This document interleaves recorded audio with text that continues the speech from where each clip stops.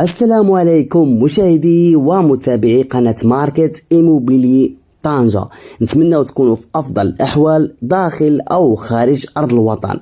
اليوم أنا كنتواجد في وسط مدينة طنجة قرب من المول ديال ابن بطوطة، قرب من ساحة الأمم، 2 دقائق على البحر. غادي نتساراو على هاد الشقة هادي ونعرفوا عليها جميع التفاصيل. شقة للبيع، المساحة ديالها 120 متر. هادي هي النافذة واللي الإطلالة ديالها على الشارع. الصالة تبارك الله كبيرة، المساحة ديال 120 متر، كلشي واخد حقه من هاد الشقة هادي. هي الغرف حتى هما كبار، عندها 2 الحمامات وكذلك مطبخ مجهز. الشقة جات في الطابق الخامس. العمارة عندها مصعد، سانديك، كاميرات المراقبة، الحراسة ديالها 24 ساعة على 24 ساعة.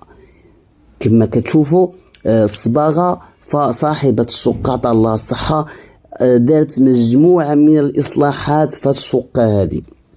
ودابا غادي نتوجهوا ونشوفوا ما تبقى من الشقة. كاين الكولوار اللي امامكم، كاين هذا الحمام وكاين الحمام الثاني وكذلك الغرف بجوج.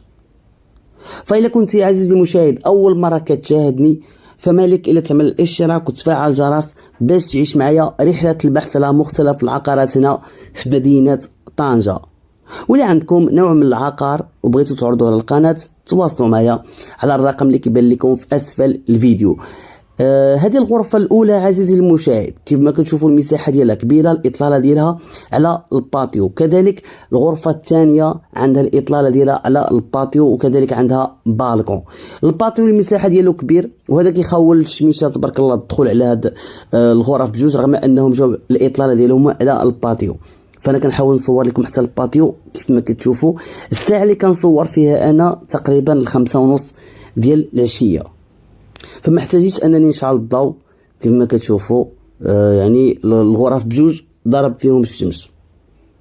ودابا غادي نمشيو ونشوفوا ما تبقى من الشقه، وبقات لينا المطبخ. والمطبخ بحكم ان صاحبه الشقه كتعيش في هولندا، فجابت اي حاجه كتحتاج المطبخ جبتها من هولندا. نتوما كتعرفوا هولندا يعني في المطبخ عندهم اجهزه ممتازه واخر ما كاين في صيحات ديال البلاكارات، الثلاجه، لاهوت، اي حاجه جبتها عطاها الله الصحه. بالنسبه للثمن ديال الشقه فهو 150 مليون سنتيم، والثمن قابل للنقاش عزيزي المشاهد. الا بغيتوا المعلومات اخرى تواصلوا معايا على الرقم اللي كيبان لكم في اسفل الفيديو. الى اللقاء ونتلاقاو في فيديو جديد.